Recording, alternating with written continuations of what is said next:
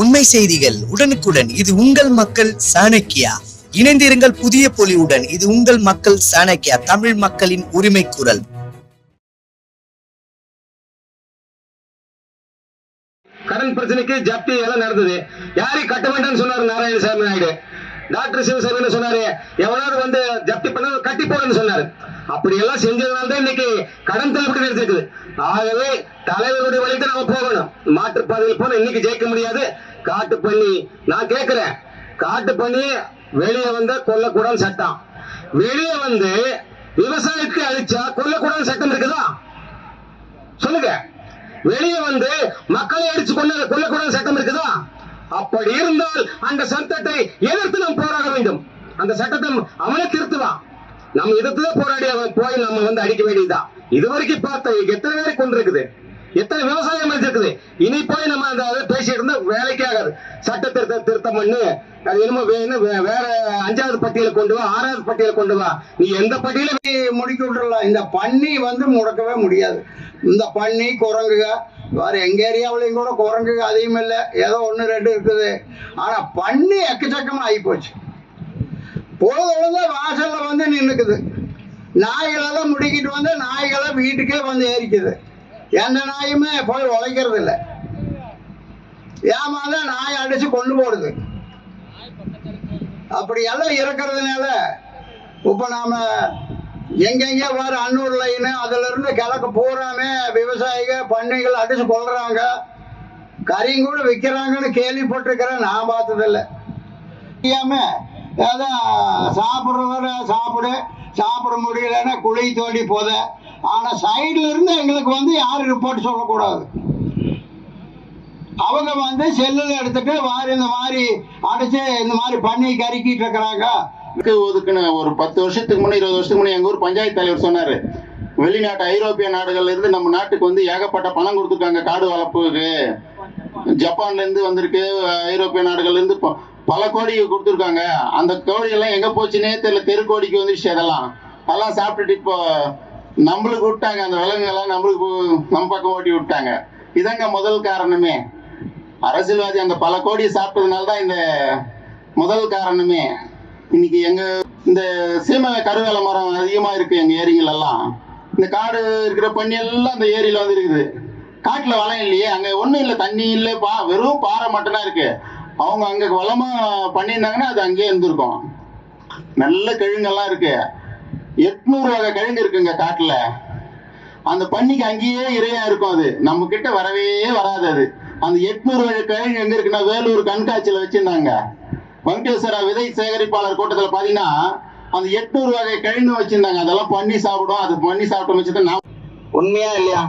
இன்னைக்கு வந்து ஒரு சாராயம் குடிச்சு ஒரு இடத்துல செத்தா 10 லட்சம் ரூபா. காட்டு பண்ணி வழியில போறவன் மோதி வெள்ளியங்காட்டுல ஒருத்தர் வந்து ஹாஸ்பிட்டல் இருக்காரு, அவர் செலவு பண்றது 10 லட்சம் ரூபாய்.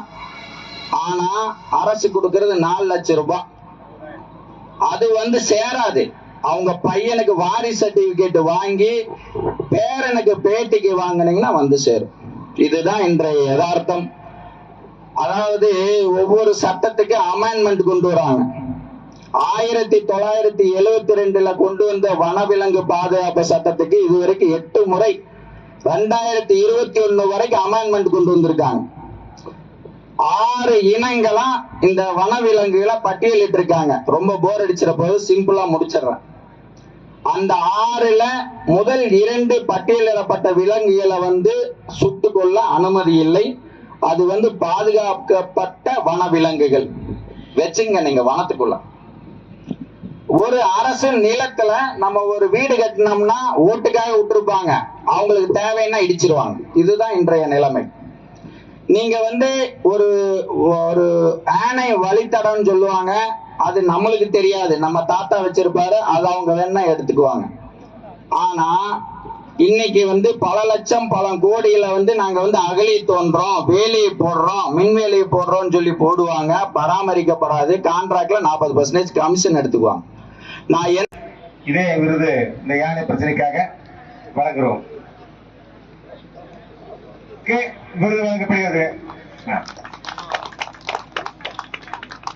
அடுத்ததாக ராணியம்மாள் இப்ப வந்து உங்க கஷ்டத்தை எல்லாம் சொல்லி பேசிட்டு போன லிங்காபுரம் ராணியம்மாள் அவர்களுக்கு இந்த விவசாய காவல் விருது வழங்கப்படுது. வாங்க மேடைக்கு வாங்க. இப்பொழுது லிங்காபுரம் திருமதி ராணியம்மாள் அவர்களுக்கு இங்கே தலைவர்கள் எல்லாம் விருது வழங்குகிறார்கள். அடுத்ததாக சிறுத்தை வீரர்கள், இங்கே சிறுத்தை பிடித்த வீரர்களை மேடைக்கு வருமாறு அளிக்கின்றோம். நீங்க சுத்திட்டு இருக்கா? நீங்க வாங்க, மேடைக்கு வாங்க சீக்கிரம். கார்த்திகேயன் லிங்காபுரம்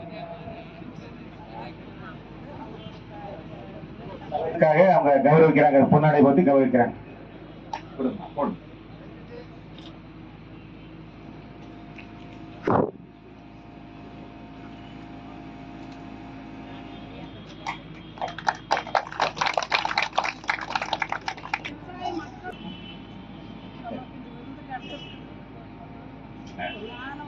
உங்கள் தைரியத்துக்கும் உங்கள் உண்மைக்கும் நேர்மைக்கும் கொடுத்த விருது. அடுத்ததாக காட்டுப்பன்றியை சுட்டுக் கொள்வதாக அமைச்சர் அறிவித்து 3 மாதங்களாகியும் நடவடிக்கை இல்லாததால் இந்த 3 கிலோமீட்டர் என்ற பாகுபாடு இல்லாமல் வன எல்லையிலிருந்து வனத்துறையினர் விரைவாக காட்டுப்பன்றியை சுட்டுக் கொள்ள வேண்டும்.